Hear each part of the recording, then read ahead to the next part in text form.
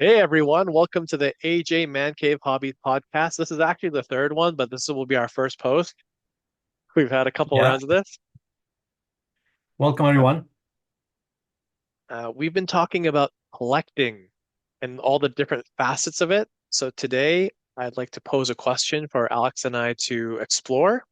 One of these questions is, if money was no object, how would your hobbies change? That's the first question. The second question is, what if only had half the money you have now? What would you cut out of your hobbies instead? Okay, so Alec, maybe let's start with the first question. How would you deal with the if money was no object part? Wow, that's a tricky question, John, because it seems like I would go nuts probably. Um, Open a Hot Wheels store or die-cast car store, something like this. Wow. It's hard to say. I don't know. Like again, it depends on what hobby we're talking about here as well, right? I mean, watches. Yeah, I would probably with my wristwatches, I would go in a different category. Oh, Maybe some customs as well, like but not from micro brands, but from well-known companies, who knows, right? Because like even from what I learned on YouTube as well, like some celebrities they have their own customs made by like AP, for example, right? oh, wow. Or Okay. producer Michael has his own line with Jacob and Co, right? A personal line. But then I think the because those are one of one watches, right? They only make it for the one person. I imagine one, it'll be very expensive, but if money is no object, you could. So then let's explore that a little bit more. Is there a brand you would go to or you gravitate towards to make a custom for yourself? Ooh, you know what? Again, from my current perspective, I'm a big fan of Grand Seikos, right? Grand And Seiko. Seiko in Okay. general, Seiko watches. So I would probably start with something like that, maybe GS. But yeah, it's hard to say. You know, that question is actually quite tricky because I mean, have no limits on money. That's something really special. You could do anything. Like what if, Yeah, okay, let yeah, me propose an idea, see how you feel about it, Alex. sure. What if as a channel, if money was no object and let's say 5, 10 years down the line, AJ Man Cave Hobbies becomes this like premier panel of watch enthusiasts. I would say I would like to have a subline with one of these companies or a collaboration. Maybe subline is a little too much. Collaboration. I just have AJ as the brand, and then just have custom made watches that we've designed. That actually would be pretty cool, John. Yeah, I thought about it, but here's the thing. Here's the thing. What I'm suggesting is actually possible without all the money in the world. We could do it. I've seen some watch channels do it. They've made their own Yes. line of watches, Yeah. right? It's very possible. It's just the what kind of designs and you know, if we go to a company, we don't have to source all the different aspects of the production, right? They would have the entire production line, but Yeah. we'd Yeah. just be the idea people. And honestly, I am a huge Casio fan. And I would go to Casio to make an AJ Tross Collaboration. G-Shock, and and then what we would do is we would smash them with hammers at, as our as our unique element, and we'd even have a hammer engraved on the back or something. I would love that Smashing kind of. it with a hammer is our signature move, it seems That's like right, now. smashing it with a hammer. That's actually a great idea, John. I think that's, well, I mean, you're right. Uh, I know at least probably two YouTube channels where wristwatch enthusiasts created their own lines of watches. Mhm. Um, some of them are quite nice. Some are questionable, right? Questionable. But Okay. that's a great opportunity, I guess, right? To to have it to have this experience. I think in general, but also you mentioned it c correctly. Absolutely agree with you that down the road when our channel is well established, when we have a lot of subscribers. Because right now, with our viewers base, that would be a failure, I think. Trying to Yeah, sell this, you know, baby. But in the future, I agree with you. Who knows, right? I mean, this kind of collaboration can exist. And you know that from my personal experience, I'm a member of a Watch Enthusiast forum, Russian forum, and we did have some custom-made watches based on our design, made by a few manufacturers. So yes, it's possible even now. It just you need, I guess, the minimum number of watches you need to request. And again, it depends on the company you deal with. Uh, but it can be sub 100. sub So 100. it's not Yeah, that many. And it's possible to handle it even with our savings, I guess. yes, agreed, agreed. And just to add one more kind of element. Uh, I have a Casio watch. It's the Casio Royale. And I looked online and some people were doing some customizations to it that I thought, oh, this is really cool. So then I went through and I tried to do it myself. It wasn't that hard to, change the color of something, add a logo. All these are actually very doable if you have the right tools. So then Yeah. to actually design something is not hard, but to actually put it into production, like if you needed to make it from scratch, from the ground up. Yeah, that's a lot harder. But again, it is possible.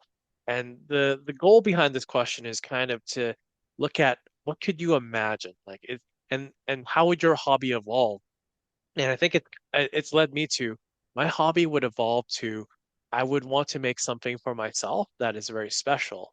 And then when you think about it, it doesn't need to be all the money in the world. I could actually do that either with some tools, maybe a little Mhm. bit of money, and also a little bit of creativity and imagination. And this is what I want the viewers to kind of look at our channel and say, we're not just, doing some random reviews on watches. We love watches and we love the passion behind this hobby. And that's why you should watch this podcast because the podcast is supposed to give you the same feeling that it gives us. This is supposed to be fun. I want to enjoy the hobby more through listening to people and enjoying what their thoughts are, how they're enjoying the hobby, not just, oh, we bought this and that's it. No, no, no. It's more than that. It's we love this hobby, and this hobby kind of shapes how we enjoy life. Yeah, absolutely, John. That's actually a great point. And for everyone here, it's an interesting fact. When our channel was on the planning stage, we actually had the discussion with John. We thought about actually going into designing and modification of wristwatches and creating something unique. Mhm. Uh, I think we have not abandoned this idea yet, right? I mean, No, we no. still can go ahead with that, and that would be actually a great opportunity for us to develop our channel as well, right? To go that direction. Yeah, yeah. So I mean, I think that question seems pretty well answered. So why don't we move to the second question just for fun? So to remind everybody, the second question is, if you had half the money that you have now, what would you cut? And I mean half the hobby money. I mean if you had half the money and you can't afford housing or food, like that's a different problem. I just Yeah, mean forget about your whatever you're hobbies. spend yeah, whatever you're spending on your hobbies, half of that money, what would you cut? Or what would you change in the way that you do your hobby? Ooh. You know, John, we talked about this, like we mentioned it in one of our previous podcasts, which we didn't save, Yes. unfortunately. But so the thing is, uh, money is not the only aspect, as I see it, at least in some areas of collecting. And I'll give you an example. Hot Wheels. We talked about it before, and I'll just say it again. The problem here is not just the money, because these cars are super cheap, right? It's if we talk about mainline cars, it's $2 a piece. If it's premium, it's $6, $7, right? So not all the money in the world. But the problem is to be a successful Hot Wheels hunter, Mm, you need time. time. Yeah. And from my conversations with multiple Hot Wheels enthusiasts, I hear that there are so many scalpers these days, so people can't really even hit the stores in the right time to buy what Wow. they want. So, to my point again, money is not always the only subject, not only the criteria in collecting. So, I guess if I had twice less money than I have now, I would probably allocate twice more time Oh, to I Hot Wheels see. hunting. I see. So you would spend more time hunting for the ones that you really want and then end up spending less, I suppose, because then there's a lot that you wouldn't buy anymore, just, by way of less money. Yeah, yeah, that's right. And actually, to that point as well, John, I don't know about other Hot Wheels collectors, but I have been going through different stages of collecting, right? And at some point, I would just take all the cars I like, Yeah. no matter how many they were there. It will be the same car in multiples.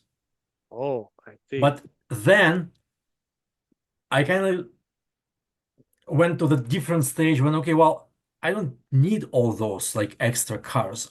Do I even need two of them? Because I open them. I like to open uh these cars and enjoy actually like holding them in my hand. And I have a wall of fame where I put them in plano cases. It's a display wall. So in reality, why would I buy more than I actually enjoy? And I enjoy only one of each. So I guess reducing number of those impulsive buys also the answer to your question. Yeah, no, I 100% agree with you, Alex. I've also had that pattern of just buying constantly. If we had posted our previous podcast, we talked about addiction and wanting to just buy more and more. And sometimes it wasn't even about having it, it was about buying it. And Yeah.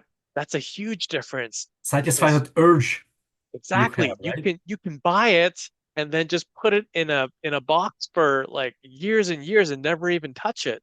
But the Exactly. act of buying it gives you that hit of dopamine. Like, oh, that Yes. feels good. That feels so good to It's just buy it and have it. And then I don't touch it. yeah, absolutely. Absolutely. So then, Alex, the way that I would answer this question was actually very similar to how you answered it.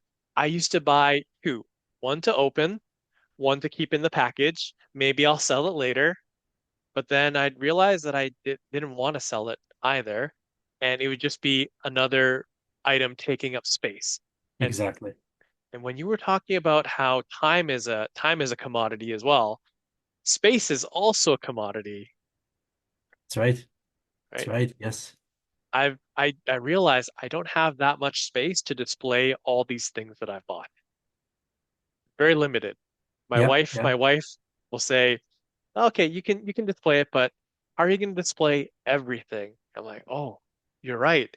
I bought all this stuff, but there's no place for it." Absolutely. I'm and Alex, I think you have a similar like, your wall of Hot Wheels. Like you've already hit critical mass on your Oh collection in yeah. some ways. Well, it's actually both the wall and the storage, right? Oh, So yeah. I had probably 4 or 5 huge bins full of Hot Wheels cars, and as I said, Yeah. there were multiples. Like I think the highest amount of the same model, same color I had was like 25, 30 cars, Wow. That's a which was insane. 25. And think about that this way by actually buying those cars and satisfying my urge, I took an opportunity from someone else to buy those cars, Yes, which exactly. is horrible. I admit it. Yep. Me And too. speaking of wives, yes, like my wife recently asked me politely to get rid of some of the cars because again, we're running out of space. Yeah, yeah. And those cars take so much room. So yes, I actually freed a couple of bins recently, and full disclosure, I sold them for very reasonable prices. Some of them went out even below MSRP prices. So I'm not a scalper, full disclosure, Hmm. hate scalpers. Yes, I hate scalpers as well. And here's the thing. I have bought from scalpers because I was desperate to, get whatever the shiny new release was. And then I realized, you know what? Sometimes if I had just waited, I wouldn't have needed to spend the money. And I have a very egregious example. There was supposed to be a San Diego Comic-Con exclusive, set of turtles, and it was going for the MSRP was $250, but the problem is you have to go there. You have to go to San Diego Comic-Con. But then you know what? Somebody listed it for $700, and then I bought it, and I supported the scalpers. I thought, oh, it's okay. They are they had to travel there. I guess I'm paying for some of their ticket. Okay, fine.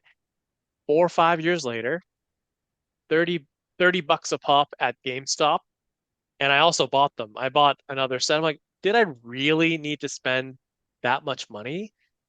No, I really didn't. So I decided I need to wait it out a little bit. Don't rush into buying some things. Overall, you'll probably spend less money if you take the time. And I'm starting to take the time and evaluating, do I really need this? Yeah. Yeah. Yeah. And Alex, let me ask you this. Whenever you're looking at maybe not from our previous conversations, maybe Mhm. not before, but now, are you more cognizant of which ones you're buying? Are you a bit more selective now? Absolutely, yes. But there may be another reason for that, John. It's really hard to find anything decent these days and be the first one to the pegs. So maybe that actually contributed to my inability, I guess, to buy more than I want to. But to be honest, like to be all serious on this topic, yeah, now I wouldn't buy all I can. Mhm. Maximum, I would probably go with two cars. That's Two it. cars, two cars. And sometimes I would, the thrill of the hunt that I kind of saw from the Hot Wheels was when you go, you don't necessarily want to know what's there because you want to kind of dig through it. You kind of want to see what's Yeah, there. But then exactly. other times you have something in mind, like you're like new release. I know I'm looking for that specifically, right? Do you tend to go with I know what I'm looking for or surprise me, I want to see what's there? Which Yeah. which one do you Yeah. gravitate towards? Ooh, you know what? Probably both. Both? For Okay. me, what's important is if I see a fresh case, that just seeing that fresh case is super satisfying. Wow. So Okay. no matter what inside, there could be some disappointment too, right? But just seeing a fresh case sitting in Yeah. store, that's Yeah. like, ooh, yes. 50% of Yes. the success is already Okay. here. Okay. And have a very interesting question for you, Alex. And interesting for me because do you ever see stores do like a fire sale on Hot Wheels? Like, let's say they're already so cheap, but can they sell them for less, even less than that? On YouTube, I saw some people showing different kinds of promotions, but in my life, no, I never seen anything like this. Okay. Even the peg warmers And don't. no, no, and you know No. what? To be honest, there's another actually aspect which actually interests me a lot. I don't know where to find the answer to that. So, if you noticed, often when Hot Wheels cars are in those big blue bins, people Yep. don't care to be really uh, careful with how they handle them, right? So Oh, eventually, those bins become a mess. All the cards are smashed, jammed, and just they look ugly. So I wonder what happens with those cars at the end when no one oh, buys them. It's pretty much garbage, but do stores just dispose them like actual garbage? Or because I never seen anything uh anything like this in other discounted stores being sold at huge discounts. They true, worthless if you think about it, right? Because true. many people they buy only because of the cards and a card. Like, people Yeah. keep cars carded, right? So not many collectors actually open Hot Wheels cars. So without a card being in pristine condition, it's no longer a collectible item. Oh, Probably that's similar true. with action figures and Ninja Turtles, what you Yeah, collect, right? Same yeah, idea. yeah, yeah, that's So, true. but what happens with those cars Yeah, eventually? I've never seen them at a liquidate, like specifically Hot Wheels. I have never seen them Yeah, there. I wonder if they get returned to the manufacturer, but then again, what happens to them after that, right? They exactly. don't re-release them, or they don't, like, where do they ship them off to? And I And it actually takes I money to ship them back as well, right? yeah, exactly. So then I have a couple theories, and not sure if this is true. Mhm. One is maybe it just goes into the dump and they just throw them away, right? That's what I think. It's like it costs less just to throw them, not good for the environment, but cost wise, like what else could you do? Two is even if they take them back, unboxing them, taking out whatever is there, like they can't really reuse the parts, and it doesn't No. seem worthwhile to do any like further manufacturing, to reuse any of it. Yeah, absolutely. So I find it odd because I'm sure a lot of these manufacturers have an agreement with the stores what to do with leftover stock. And like, with Ninja Turtles, if there's stuff that is, sitting there for a long time and there's like a new, something new that's coming, I notice the stores will fire sale it. They'll fire sale it at, you Yeah, know, yeah, 50, 30, 40% off just to try and get rid of it, but they don't yeah. send it back or anything. It's still Right. there. But yeah, but John, don't forget that. More like in most cases, if it's some other toy, the packaging will be in a decent condition. Where in this case, the packaging is literally ruined, They're all crashed. I right? I have one other theory. Maybe they go into the what you would call the gray market. So they're not going to the liquidators, but they're going into probably some big lots that are being sold like as is condition. Like here's a big lot of Right, them. but Like I never even saw any posts on Facebook groups or forums where people will be selling these cars either, right? And okay. also, like, think about it this way. Hmm, Why these cars still in the bins? Because no one wants to buy them.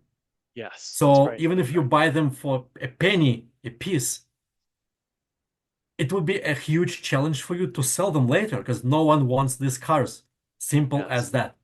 yes. So I mean this Alex, let's engage our audience, or if anybody in the audience, if you know where these cars go, let us know in the comments below. I'd really love to find out. Just, I will appreciate it a lot if you guys let us know if you know that.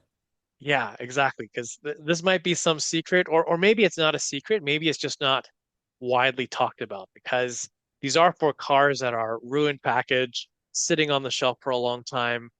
Maybe they are just going to the dump. Who knows? Happen. Yeah. Would be Well, waste, but it'd be a waste. Yeah, Alex could use a couple more for like a penny each, right? yeah, yeah. Well, I guess yeah, it would be a cost of doing business with this Yeah, cars being in a dumpster. yeah. Well, Alex, I think today we've had a really good discussion about these two questions and these two topics. I enjoy this podcast, and I hope that you guys as an audience enjoy it too. Please, feel free to comment below how you feel about the podcast. Are there any questions that you'd like us to talk about? You have no idea who we are, but we are experts in some things about collecting, and the more we share, the more you'll find out. So Absolutely. please, Yeah. please subscribe. Let us know if you want to see more of this type of content. Alex and I are happy to do more podcasts, especially because we have a lot more to share.